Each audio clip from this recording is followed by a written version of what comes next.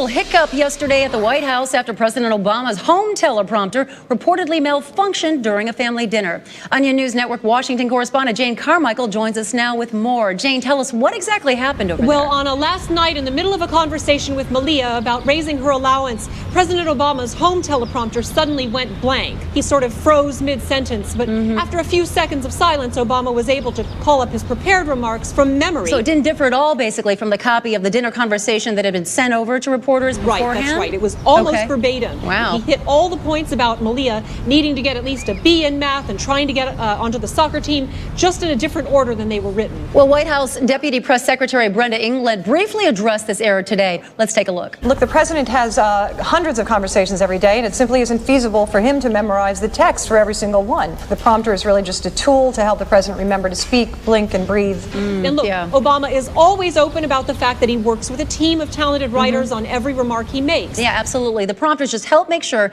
he doesn't say the wrong thing at any point ever. Exactly. He would write his conversations himself, but he's just too busy. He's the president. He does make sure, though, to look over and edit any asides or offhand remarks he didn't personally script, though. Of course. You know, Jane, it seems like the president has gotten better at using the teleprompter since the campaign. Yes, we all remember that horrible pumpkin patch incident before the election when the wind blew the prompter over in the middle of picking pumpkins with the girls. And causing Obama to fumble around awkwardly, drop the pumpkin he was holding, and refer to Sasha as Jennifer. And there was the caps lock incident. Oh, yes. Obama nearly shouted himself hoarse over the course of that speech. And there were various mix-ups where teleprompter operators displayed the wrong lines. Once it caused him to say, "I played a little basketball myself in high school," after sampling a piece of Cape Cod saltwater taffy. Boy, the GOP had a field day with that one. Obama was furious about it. He had his staff put a long, angry rant into the teleprompter for him to scream at them. I remember that. But, you know, also, Jane, we should point out that Obama's not the first president to use scripted interactions. No. Ronald Reagan was known for using cue cards, for instance. Yes, exactly right. And, of course, Joe Biden is known for reading his remarks off his arm where he's written them in magic marker. Exactly right.